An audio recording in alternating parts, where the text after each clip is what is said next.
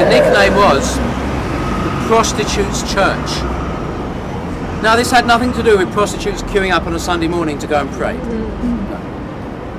But it had everything to do with the fact that on that particular traffic island where the church was, they could seek sanctuary from the police. They were safe, so long as they kept walking around the building, so long as they weren't stood standing still, because if they were stood standing still, they could possibly be arrested for soliciting.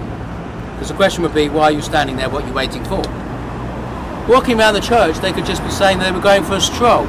A very strange loophole, I know, but that's how it was.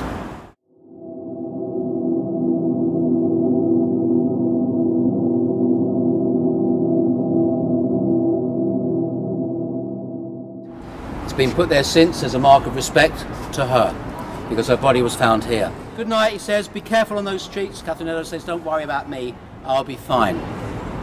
Famous last words. The irony is, of course, this policeman thinks he's doing her a big favour, and under normal circumstances he would have been. But if he'd kept her in there, her life would have been saved.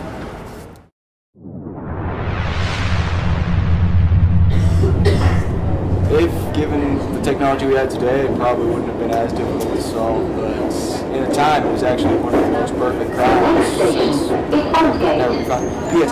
I'm Jack the Ripper, just so you know. Do you think if it happened today, they would find out who was the person? Yeah, definitely. Even if it only been like 20 or 30 years later, I definitely think with the fingerprinting and stuff like that, it wouldn't have been as difficult to find him. Plus, you have to be a lot more clever in order to hide his tracks than it would have had to been, say, today. And especially with the London, cameras everywhere thing, it would be a lot more difficult for it, especially here. Okay. Did you know the story before? I knew a little bit of it. Just here and there's the gruesome murders.